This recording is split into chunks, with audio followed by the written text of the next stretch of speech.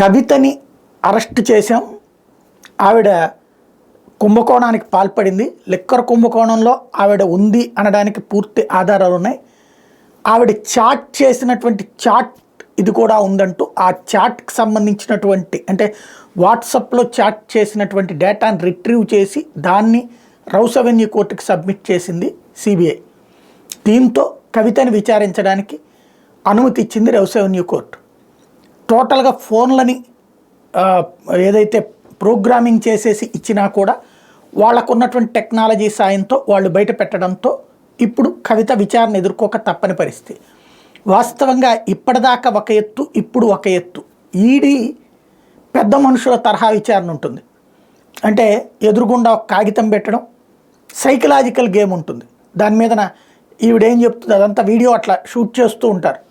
అదైపోయాక ఒక గంట తర్వాత వచ్చి మళ్ళీ ఇంకొక పేపర్ పెట్టడం, అది అవునా కాదా అంటాం. ఇట్లాంటి సైకలాజికల్ గేమ్ నడుపుతుంది ఈడీ. బట్ సిబిఐ అట్లా కాదు. గతంలో సిబిఐ ఇప్పుడు ఈడీ అనుసరిస్తున్న విధానం అనుసరించేది. ఇప్పుడు సిబిఐ కొంత పోలీస్ తరహా వ్యవహారం అనుసరిస్తుంది. లైక్ దబాయిస్తుంది, తిడతది, కోపగిస్తుంది, అవసరమైతే థర్డ్ డిగ్రీ కూడా ప్రయోగిస్తుంది. కాకపోతే కొట్టినట్టు కనిపించదు అంతే. థర్డ్ డిగ్రీ కూడా ప్రయోగిస్తుండడానికి సాక్ష్యం వివేకానంద రెడ్డి కేసులో ఏదైతే పిఏ కృష్ణారెడ్డిని చితకబాది వదిలిపెట్టారు.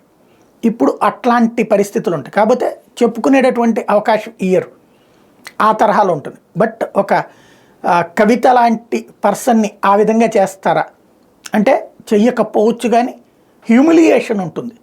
అంటే ఒక నిందితుడితో పోలీస్ ఎట్లా ప్రవర్తిస్తాడో అది మామూలుగా మన ఏరియా పోలీస్ స్టేషన్లో అయితే పెద్దోళ్ళు కదా అని కొంచెం జాగ్రత్తగానే ఉంటారు.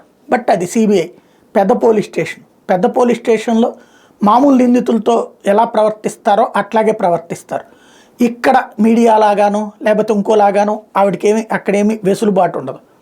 కాబట్టి ఇప్పుడు నోరు విప్పాల్సిన పరిస్థితి ఉంటుంది. కాస్త క్లిష్టమైన సమయమే కవితకి.